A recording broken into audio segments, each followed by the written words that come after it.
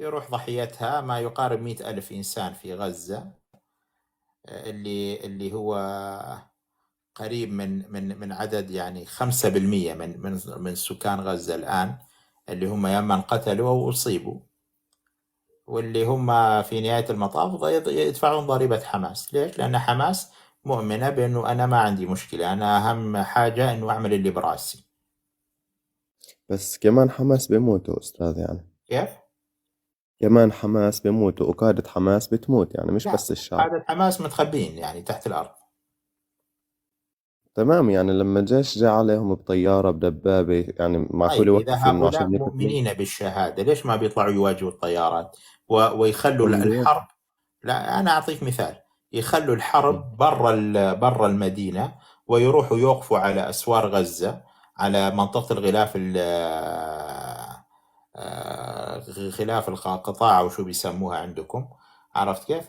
ف ويكونوا هناك على صعيد واحد، ويجوا الطيارات ويكونوا هم متجهزين بأسلحتهم، ويا أما نصر أو الشهادة، ويوفروا على الناس كل هذه البهدلة.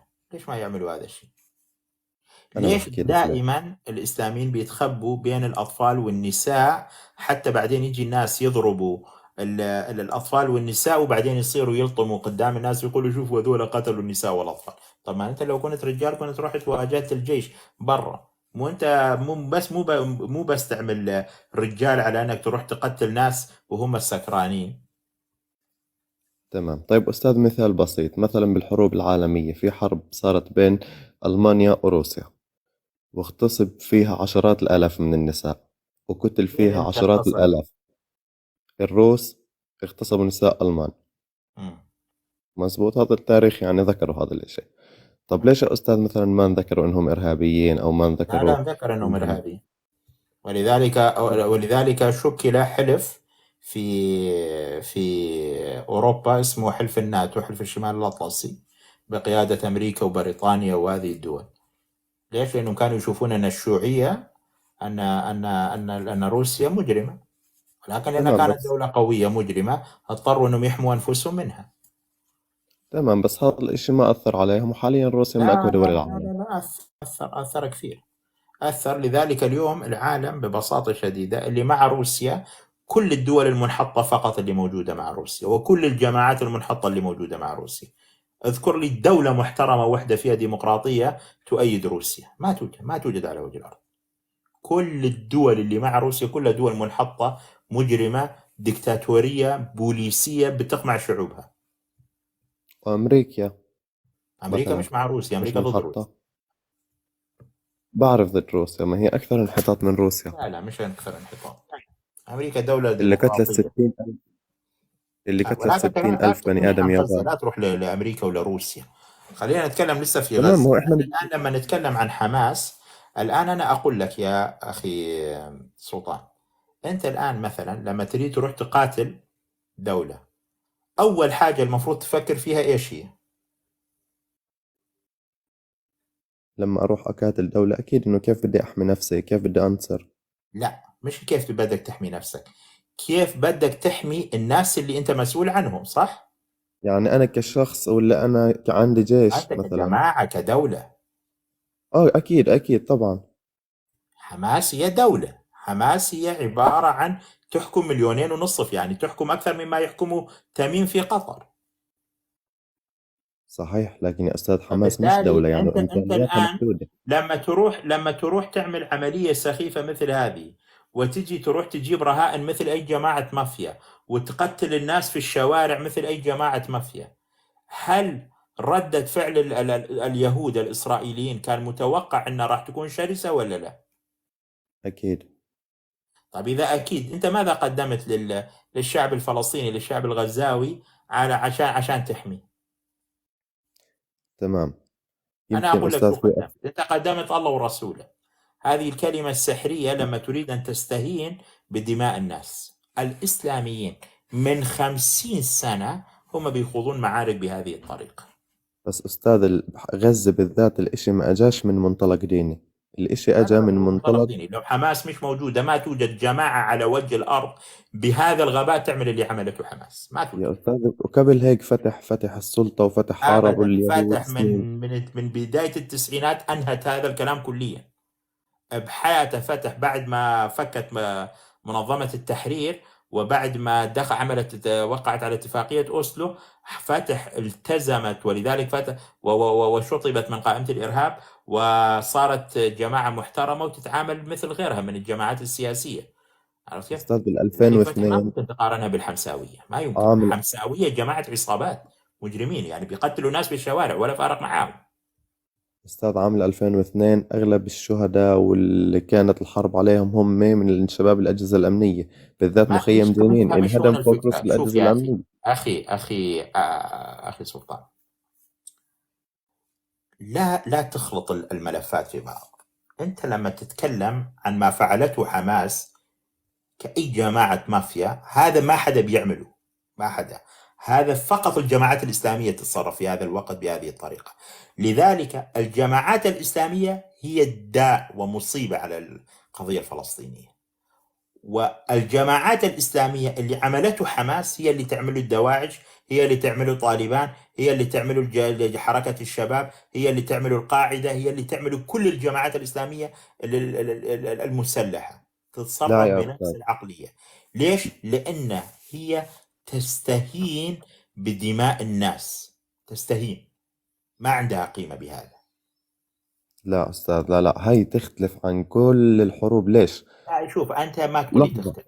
لحظة الواقع ما هو أنا له بدي أحكي كلمة. لك ليش. الواقع له كلمة، ما تقول لي تختلف. تمام. غلط. تمام، أنا بدي أحكي الواقع لك له ليش كلمة. تختلف. كيف له كلمة؟ أنت اليوم عندك عشان قتلت 2000 شخص عندك 100,000 شخص مقابل هذول. أنت هذا الكلام شو معناته؟ هذا كلام له معنى واحد فقط: هذول الناس بيستهينوا بدماء المسلمين، بدماء تمام. شعب غزة. تمام، أنا بدي أروح معك، بس بحياتك حاول تفهمني لو سمحت. حماس أولاد مين؟ حماس ناس أجوا من برا ولا هن بالأصل أولاد الشعب الفلسطيني؟ اكيد شو يعني اولاد الشعب الفلسطيني؟ تعتقد ان الشعب الفلسطيني مقدس؟ ما الشعب لحظة. الفلسطيني يعني منهم لحظة. ناس في غايه لا. الصلاح، وفي ناس عندهم اقل من القندره. شو يعني تمام. الشعب الفلسطيني؟ الشعب الفلسطيني مثل اي تمام. شعب اخر، تمام. فيهم ناس ارهابيين، فيهم ناس مجرمين، فيهم ناس صحيح. فقراء، فيهم ناس عملاء، فيهم ناس عبيد لايران، فيهم ناس عبيد لقطر، فيهم ناس عبيد لتركيا، فيهم ناس عبيد للدولار. يعني مثلا رجل مثل تمام. لحظة، رجل مثل إسماعيل هنية، شو هذا يعني ابن الشعب الفلسطيني؟ واحد ملياردير عايش على دماء الشعب الفلسطيني، واحد قندرة، شو يعني؟ تمام، بس إحنا ما بنحكي عن واحد ومن اثنين، إحنا بنحكي عن لا، ما 40 بتكلم عن 50 واحد ألف من الاثنين، حتى مقاتل. لو نصف الشعب، شو يعني؟ يعني ناس تمام. إرهابيين شو تسوي لهم يعني؟ تمام. طيب أستاذ، أنت برأيك مثلا مشكلة حماس واليهود على وجه التحديد ابتدت ب7 أكتوبر؟ آه. لا، لأنه في حرب 2008. هذه المشكلة الآن اللي موجودة، نقطة الانطلاق منها هي 7 أكتوبر. القضية الفلسطينية موجودة من 1916. عرفت كيف؟ من قبل ذلك، حتى من وعد بلفور. عرفت كيف؟ ولكن هذه المشكلة الآن اللي شعب غزة يعاني منها، هذه انطلقت من 7 أكتوبر. قبل 7 أكتوبر إسرائيل ما كانت تحلم إنها تعمل مجزرة بهذه الطريقة. مستحيل. ما لا الشارع ولا العسكر ولا المبررات ولا الدوافع ولا أي حاجة. اليوم إسرائيل مش بتقتلك عشان تنتقم. إسرائيل بتقتلك لأنها لو غمضت عينها هذا أمنها القومي راح يكون مهدد. لذلك الإسرائيليين الآن حريصين على أنهم راح يلعنوا أبو سلسفين أهلك. أنت ما بدك تفهم هذا الكلام كفلسطيني. أنت عندك، يعني ما نعذر على الكلمة، أنت عندك لوثة فكرية اسمها القضية الفلسطينية. أنت ما عندك قضية عمي. أنت عبارة عن شعب مستضعف. صار لك من كم بتقاتل؟ من 47، من 48 أنت بتقاتل، ومن قبل 48 وأنت بتقاتل. عرفت كيف؟ صار لك 76 سنة أنت بتقاتل. أنت اليوم رجعت لورا، ما تقدمت لقدام. اللي طيب أستاذ. اللي جالس تعمله شو هو؟ هو تكرار الشعارات. الكرامة وقتلنا من اليهود لا لا لا لا والحمد لله والحمد لا لا الحمد لا لا لله المقاومة، ولا الحمد لله والله الله ينصر. ما ينصرك، أنت مدعوس على راسك. قبل ما تفهم هذه الفكرة ما راح تقدر تتقدم. مم. هذه الحقيقة المرة. ليش ما تقدر تفهم أنت هذا الكلام؟ لأن أنت كفلسطيني أولا، وكمسلم ثانيا، وكحمساوي ثالثا، التركيبة الثلاثية هذه، أنت عندك لوثة فكرية اسمها القضية الفلسطينية. كل حاجة يهون عشان الشعب، عشان القضية الفلسطينية. طز في القضية الفلسطينية اللي بيخلي 100,000 إنسان يكونوا بين قتيل وجريح عشان أنا أجي أثبت للناس أنه أنا عندي قضية. 100,000 إنسان، ولكن 100,000 إنسان لو كانوا 100,000 خروف والله الواحد ما بيضحي بهم بهذه الطريقة. ولكن أنت كفلسطيني عندك لوثة هنا، ما بتقدر دماء الناس، ما بتقدر دماء شعبك، ولا زلت. لذلك الرجال بيطفى بماسك ابنه عمره سنتين ميت، ويقول ان شاء الله في الجنه لا احد يعزيني، انا عندي 10 اولاد كلهم كنت اريدهم يطلعوا مجاهدين ويستشهدوا، وهذا سبقهم. ليش؟ لانه عنده لوثه فكريه. الانسان ما بيجيب اطفال عشان يحطهم يدخلهم الجنه. الانسان بيجيب اطفال عشان يربيهم، عشان يعمل منهم احسن ناس. لكن هذا خلل عندك انت. هذا يا أستاذ لما يكون المجال قدامه مفتوح إنه يعمل منهم أحسن ناس، بس لما يكون في مين يأسرهم وفي مين يقتلهم وفي مين يضايقهم حدا بعيشتهم يسرق. وفي كان مين فترة انهم يحبسهم كانوا وين بده بيروحوا ويطلعهم وين يشتغلوا عند بده، الاسرائيليين. ما يعني بصير. بلاش تكرار الاكاذيب، لانه انا ما بطيقه. يعني هذا كلام أنا صار لا لي لا مش أكاذيب، لا 75 لا مش سنه بس أكاذيب. بستمع له، يعني شويه اكاذيب. الناس في فلسطين في غزه كانت كيف أكاذيب، كيف بتروح أكاذيب؟ لعند طب اسرائيل يا بتشتغل وبترجعي. ما بكفيك اكاذيب يعني. انا مش واحد جاي من بتشتغل، موزمبيق كيف بتشتغل، تمرر كيف علي الطريقة اللي اكاذيب بتشتغل فيها الحمساوي. ممكن تكون ليه؟ ما هو المشكلة أستاذ أنتوا دائما اللي بعيد بس بده لا يقول. مش طب ماشي، بعيد، طب أنا انا ابن الأرض موجود هاي في بيروح القضيه بيروح الفلسطينيه من يوم بيشتغل ما عند انولدت. إسرائيل، بس كيف مش الطريقة؟ بعيد. انا بعرف القضيه كيف؟ الفلسطينيه من قبل. تمام تمام. انا ما ادري انت كم عمرك، يمكن قبل ما تولد انت، عرفت كيف؟ فمش بعيد. انا موجود. هذا الكلام أنا عمري كلام في أنا حياتي عمري يوميا. 26 سنة. كم؟ تمام. طب أستاذ الطريقة مثلا إسرائيل بتشغل العامل الفلسطيني، ماشي أنا معك، بس كيف بتشغله؟ بذل، بده يفوت على معبر، بده لا يصف كل يوم طبعا طابور ليش؟ فيه انت 100,000 انت بني اللي آدم بتسبب بهذا. وبده انت ينذل لو بكل كنت اسم انسان، انت على لو أبسط كنت حكمكم جماعه إسرائيل. محترمه. لحظه، انت لو كنت محترمه ما كنت تعاني من كل هذه التضييقات. عرفت كيف؟ انت عندك مشكله. انت عندك انت بحاجه انك تنزع هذه الهويه الاسلاميه، وهذه هويه الغبيه اللي اسمها المقاومه.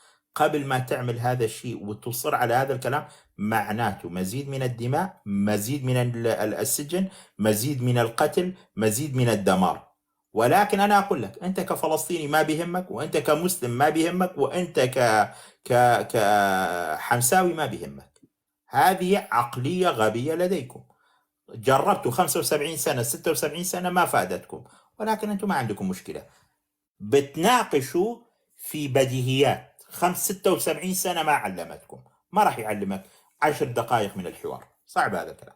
أنا أنا بالنسبة إلي كشخص لو أحس 1% إنه الحكي اللي بتحكيه صح، والله والله ما بكاتب انت ما ولا ممكن بجاهر تحس، ولا ما بعمل ممكن أي تحس. شيء. تعرف ليش؟ ليش؟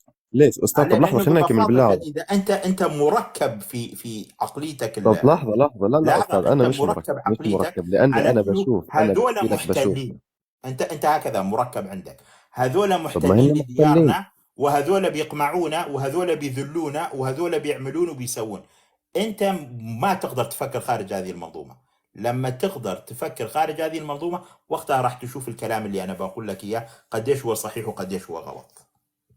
طب لما ولكن قبل لما هذا ما كان تقدر. مثلا. لا صعب. ليش؟ طب لان انت ما تقدر لا تتحرر من فلسطينيتك، ومن مش الفلسطينيه كهويه، ولكن من الفلسطينيه كقضيه. هذه اللوثه الفكريه اللي عندكم. عرفت كيف؟ ولا قادر تتحرر من اسلاميتك، ولا قادر تتحرر من موقفك المؤيد للمقاومه، اللي هي مجموعه من التجار والمافيا بيقاتلون باسمك. يعني عرفت كيف؟ لا لا أستاذ، مش مجموعة من التجار ولا مافيا. مجموعة من ما المافيا. بقول لك، ما هو انت ليش؟ أنا هذا اللي بحكي انا لك ليش. بقول. طب انت طب اليوم أنا اللي بحكي لك ليش. بتشكك فيه، مجرد تشكك ان حماس جماعة مافيا، انت عندك لوثة فكرية. ليش؟ فقط المافيا والعصابات الحقيرة اللي بتروح بتقتل الناس وهي نايمة، فقط هذول. ما يوجد. طيب تمام، معناها اليهود عصابة حقيرة لا، لأنهم ما في بيجوا عنا يهود. بيقتلوا الناس اليهود وهم ما نايمين. عندها هذا الكلام. اليهود ما كيف ما عندها هذا بتطلع الكلام؟ عصابة. كيف لا لا لا، لحظة أستاذ. اليهود ما عندها عصابة بتيجي بتشوف وين في حفلة، الناس بتعمل حفلة وسكرانة وبتروح بتقتلهم وهم سكرانين. ما يوجد هذا الكلام. عرفت طيب كيف؟ أستاذ، لما اليهود المستوطنين. بيقصفوك ببساطة شديدة. الإسرائيليين مش اليهود على فكرة، هذول الإسرائيليين بينهم العرب وبينهم المسلمين وبينهم كل القوميات وبينهم بينهم كل الطوائف. ولكن هذول الإسرائيليين بيقصفوك لما أنت تروح تبني نفق تحت المستشفى، تحت المسجد، تحت الطريق، تحت الكذا، وتروح تتخبى بين النسوان وبين الأطفال. لو أنت كنت رجال وصادق ومسلم حقيقي كنت تطلع برا في الشارع خارج المدينة وتروح تقاتل هناك. ما بتعمل هذا الشيء. تعرف ليش؟ لأنهم جماعة مافيا مش جماعة مسلمين. كذابين. طيب، ولما المستوطنين قبل فترة بالضبط حركوا عائلة دوابشة مثلا، أطفال صغار، أكيد سمعت عنها بالإعلام يعني، هذول كمان لا، إرهابيين؟ ما ادري تفاصيل هذه القضيه. ما في هذا الكلام. بيحرقوا عائله كامله وكذا.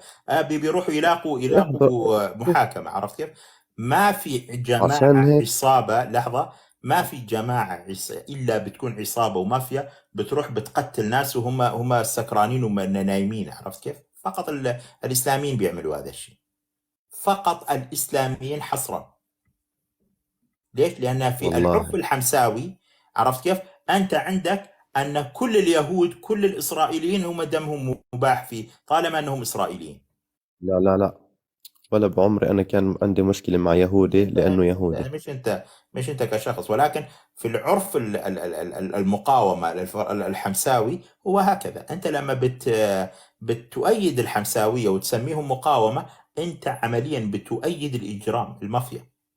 ما هو لأني أنا على هو اللي شفته بغض من النظر، اليهود. هو هذه هي الفكرة. لا، ما بغضيش يمكن النظر، تبرر بغضيش النظر. ما كيف يمكن بغض ما يمكن النظر أستاذ؟ تبرر القتل بهذه الطريقة. أستاذ، أنا ما ببرر القتل، بس في مثل عربي بيقول الشمس ما بتتغطى بغربال، أنا والله بشوف هون عندنا شو الشمس بصير. انتوا اللي بدكم تغطوها بغربال. بالضبط. انتوا لا، الآن مش بدكم إحنا. تعملون من جماعة حقيرة مجرمة جماعة مقاومة. ما مش مقاومة ولا حاجة، جماعة إرهابية حقيرة مجرمة. طيب تمام، بالضفة لذلك اليوم الغربية هي مين بيحكم، تصنف حماس إرهابية ولا في فتح؟ أوروبا. أنا أقول لك طيب لا. طيب.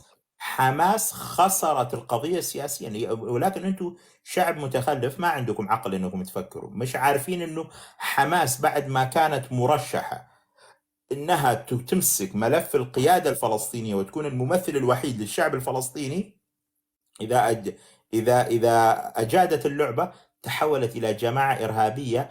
كل قياداتها راح تكون مطارده من الان فصاعدا. وين ما تواجدوا راح يغتالوهم. عرفت كيف؟ حتى هنيه، حتى المشعل، حتى هذول كلهم. كل هذول الناس راح يكونوا معرضين للاغتيال. ولولا أن السنوار محتمي بالنسوان وبالعجائز وبالرهائن لكانوا الآن جابوا راس السنوار وعملوا به طوبة في شوارع غزة. ولكن السنوار عارف متخبي بالرهائن مثل أي حقير جبان. هذه الحقيقة يا أخي. طيب، الضفة الغربية مين بيحكمها؟ السلطة صح، مش حماس. الممثل الشرعي محمود عباس. السلطان. أستاذ، لحظة، ما هو لا أنا مش تابع لحظة مش لكلامك، لحظة. أنا أنت تابع لكلامك ليش عشان بتعيد أثبت نفس لك. الكلام الغبي اللي ما بتقولوه؟ بعيد نفس الكلام، لا لا لا لا لا. لا لا لا لا لا, لا. أنا ما بعيد ما نفس بسمع. الكلام. لا تعيد نفس الكلام الغبي. أنا بكلمك عن إشكاليات حماس. عرفت كيف؟ جاوب على هذا. كيف أنت بتروح بتقتل ناس، بنات، صبايا، ناس مدنيين، سكرانين نايمين؟ كيف بتروح بتقاتل تعمل مجزرة 1200 شخص في يوم واحد وأنت ما مرتب حتى يعني سرداب واحد للناس اللي عندك؟ لأنه يا أستاذ لكل فعل في ردة فعل. لا، لأنه أنا أقول لك لأنك أنت إسلامي وإرهابي. هذا هو التفسير الوحيد. يا سيدي، بنظرك. لا مو بنظري، بنظر كل بنظرك، العالم. لا لا لا، بنظرك بنظر كل بنظرك العالم. بنظرك. والدليل اليوم انت الان لو طلعت في اوروبا وقلت انه حماس مقاومه وانا بايد حماس راح يجون ياخذوك ويحطوك على اول بغله ويرجعوك لبلدك. قبل ليش؟ شوي انت لانك انت قبل شوي انا بتأيد على فكره الارهاب. انا متابع بثك تقريبا من ساعتين. قبل شوي انت حكيت انه بدول اوروبا الديمقراطيه تبني هذه الفكر ما حدا الديمقراطيه، بيحاسب ولكن عليه. ما يمكن ان تسمح ما هو بالتحريض أستاذ على إحنا العنف. هيك الشعب ما يمكن الفلسطيني، ما إحنا يمكن هيك افهم دائما ما دائما يمكن افهم الديمقراطية عند الشعب افهم الفلسطيني بتوقف. ما يمكن انها تسمح بالتحريض على العنف. عرفت كيف؟ ما يمكن. أستاذ إحنا دائما الشعب الفلسطيني الديمقراطية عنده بتوقف، انتم ما هيك عندكمش دائما ديمقراطيه، معروف. انتم شويه ناس متخلفين من لا لا لا 75 لا لا لا، سنه إحنا اللي جالسين تقتلوا. علمنا، انتم اول ما إحنا اللي قتلتوا اول علمنا ما قتلتوا العالم. قتلتوا بعض، يعني شو حقيقيين انتم؟ ولا مرة أذكى شعب الشعب الفلسطيني معروف، شوف يا وأكثر طيب، شعب هذه مثقف، الشعارات ممكن تروح وأكثر تقولها شعب. في مكان ثاني. لا ليش، طيب ابحث شكرا على لك يا جوجل، صوفي. ابحث على جوجل أكبر نسبة متعلمين بغزة.